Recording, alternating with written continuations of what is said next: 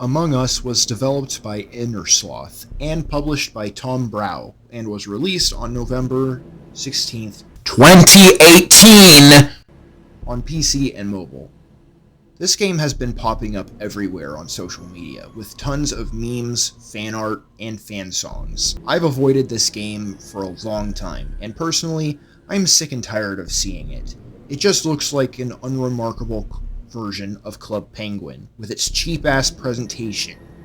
But I've decided to play it for myself. After all, you don't judge a book by its cover, and you shouldn't judge a game by its graphics. So, how does this game hold up? Well, let's suit up and see what this game has to offer. Right off the bat, this game's graphics are unappealing. It looks like a cheap MMO from 1999 with this simplistic art style and these Newgrounds animations that remind me of Jazz's childhood art. I'm not suggesting that a game needs to have graphics on par with the Louvre, but at the same time, Undertale has a simplistic art style, but it's as charming as can be and reminds you of something that you'd see on the NES. Minecraft is pretty minimalist, but it's still very appealing, and even games like Yoshi's Island can look eye-catching. I mean, there's effort put in here, but this player character design certainly didn't draw me in. It's still more appealing than JJBA though. As for music, well, what do we got here?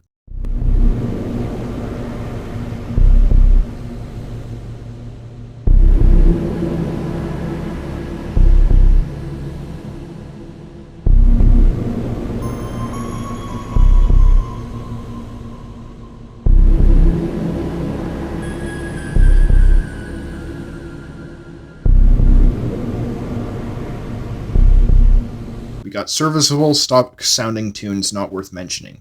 Let's move on.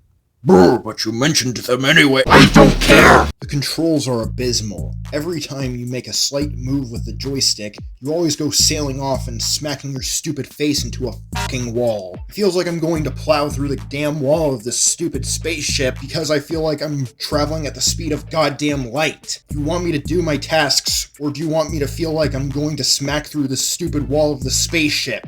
Each match, a member of your team is randomly assigned the role of the imposter, and you need to figure out who it is while you complete tasks like swiping your ID card, rewiring terminals, and testing some sort of weird samples of space stuff. I don't know, maybe it's ET urine or something. I'll be honest, I did have a small bit of fun while doing these after a while.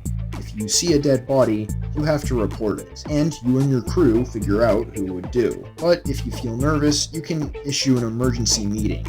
When these things happen, you can enter a chat to discuss who you think the imposter might be. If you get voted out, you're sent into space, and it's game over for you. And if the imposter gets voted off, the match ends. But that's only the role of the crewmates. What about the imposter?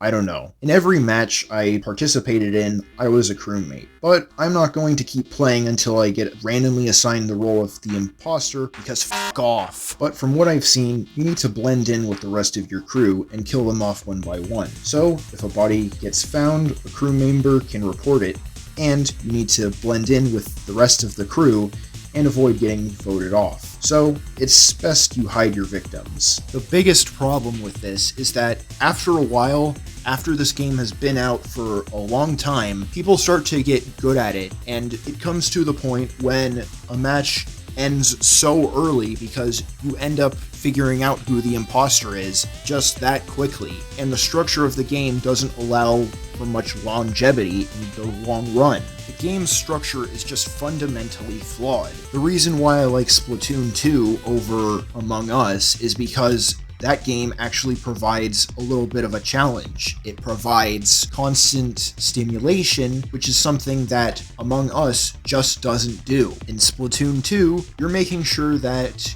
you have the most upward-facing surface area covered with your ink. In Among Us, you walk around and doing remedial tasks that are barely stimulating at all. In Splatoon 2, you have multiple different game modes. In Among Us, you have one game mode. In Splatoon 2, you have highly detailed character models and lots of nice scenery to look at. In Among Us, you have backpacks with legs and sometimes hands, with very bland-looking scenery that barely stands out from anything else you'd see on Newgrounds.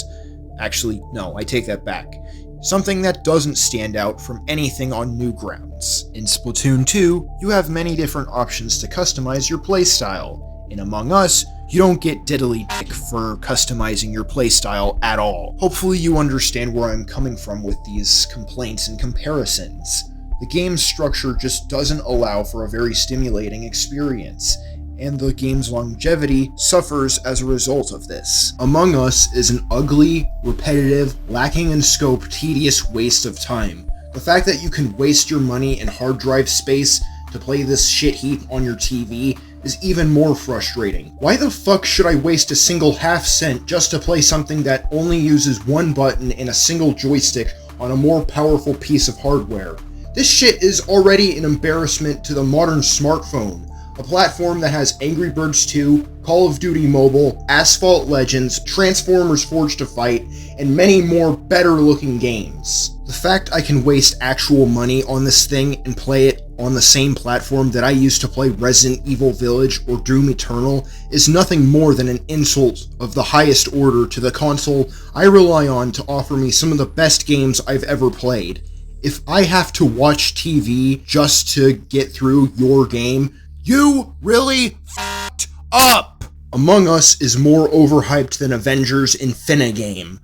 Don't for a second tell me that Five Nights at Freddy's or Undertale have a bad fan base when Among Us fans will come out of the woodworks and randomly blurt out its name for no goddamn reason.